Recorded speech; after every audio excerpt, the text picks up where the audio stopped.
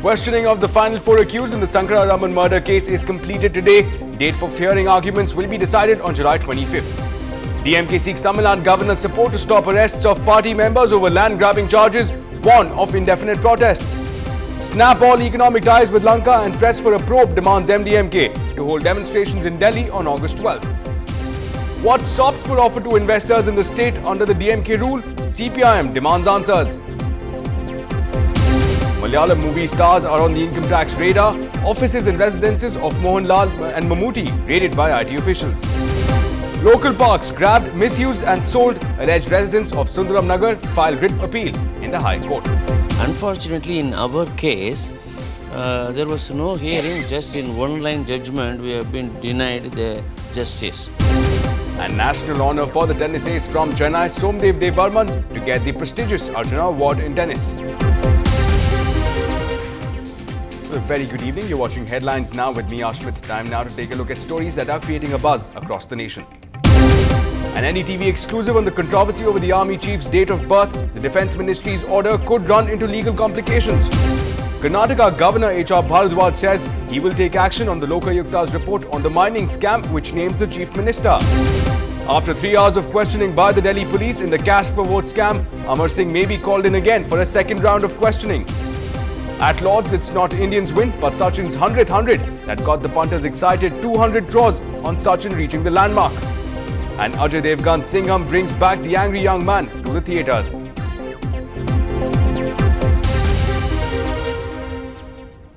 Well, at the top of this hour, the latest development coming in from the Kanchipuram Sia case, questioning of all the accused in the Sankara Raman murder case has been completed. Now, the questioning of the final four of the 24 accused was conducted today.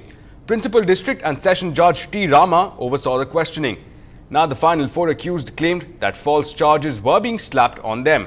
Now, the date for hearing of arguments will be decided on July 25th.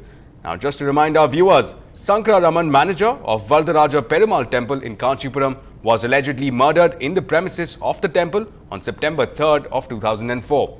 The two seers were charged under Indian Penal Code for criminal conspiracy and murder. In the course of the trial, 189 witnesses were examined, 81 turned hostile. Well, in some political action from the state now, snap ties with Sri Lanka. That was the message that rung out loud as the MDMK chief Vaiko announced a demonstration outside the parliament in the capital on August 12th. Now, stressing on the Lankan Tamil issue, Vaiko demanded the snapping of all trade and economic ties with the island nation. He also advocated for increased support by the Indian government for an international probe to investigating the killings of Tamils. Now, the MDMK chief also sought to build more pressure on Colombo by demanding limited support in multilateral forums. Now, Vaiko will also be conducting a hunger fast on August 17th to urge the state government to uphold its rights in the Mullai Periyar Dam issue. Vaiko took the opportunity to slam the Kerala government for proposing to build a new structure. Well, meanwhile, DMK today came out blazing, slamming the arrests of various party workers in land grabbing cases. Now, the DMK turned the arrests as totally unwarranted and uncalled for. The DMK raised its pitch and sought the intervention of the Tamil Nadu government SS Barnala to stop the police action. Now, the party's advocate wing handed over a memorandum to the Tamil Nadu governor seeking his support. Now, DMK-backed advocates claimed that Agri Krishnamurthy, a minister in Jayalalitha's cabinet, is also accused of land grabbing. They alleged that he has been allowed a free hand despite what they claimed was a documentary evidence. Now, the DMK memorandum also warned of indefinite protests if the arrests continued. Well, CPIM today demanded that the Tamil Nadu government present a white paper giving details of the SOPs given to the investors by the previous DMK government. Now, the party also demanded answers on the losses incurred and the employment generated through these investments in the past 5 years. Now, the CPIM argued that the government should present a white paper on the various MOUs that were signed with various corporates. They demanded presentation of facts and debate in the assembly. Well, wide open spaces, everyone wants them, a place where people can walk and children can play. Now, the old-time residents of Sundaram Nagar near Tambaram are no different, but now they are crying out that the area's allocated open spaces land has been grabbed. Pratiksha Ramkumar has this report. Sundaram Nagar is far from the rush of the city, but even here, these children have no place to play, even though 50 years ago, a whopping 36 grounds were earmarked as open spaces exclusively for colonies' use.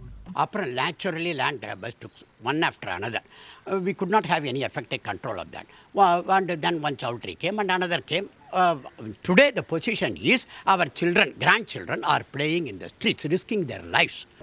Residents say they moved in here after proper approval in 1961. But today, public spaces including children's playgrounds has transformed into a private marriage mall. What's more, portions of the space has been sold off as residential plots as well. In that approval, they have given 36 grounds of open space for the entire area of 69.61 acres. Now we find only 6 grounds is available. That too is not in public utility. It is just lying as a barren ground without any use. Our association members feel that we should have some open space. It is not necessary we want only that area. The government is able to get back whatever is available for public utility, we are happy. The Residents Welfare Association alleges that the Tambra municipality had de-recognized 30 grounds of open space and sold it to one resident. The association has approached the High Court and the Supreme Court to reinstate the open space, but to no avail. So based on that, it was clearly marked 1, 2, 3 places as open place for public utility. Then only they approved this layout. So under no circumstances, according to the law, that can be changed. That exists even now. Unfortunately, in our case, there was no hearing. Just in one-line judgment, we have been denied the justice. Tambra municipality officials say that they follow only the DTP approvals made after the passing of the Town and Country Planning Act in 1971. But the older Sundaram Nagar DTP plan layout was made in 1961, and by 1969, 30 grounds of proposed open public space was already converted to residential areas. The association has now filed another writ petition in the High Court and an RTI as well on what grounds the de-recognition of the open space took place. DTCP and municipality officials refused to comment on the issue, saying that the matter is now sub judice. The residents' last hope is now the Chief Minister's special cell to redress land grabbing cases. They have now requested a special appointment with Ms. Jayalalitha, hoping that her new initiative will return the lungs of their colony. In Chennai, Pratiksha Ramkumar for NDTV Hindu.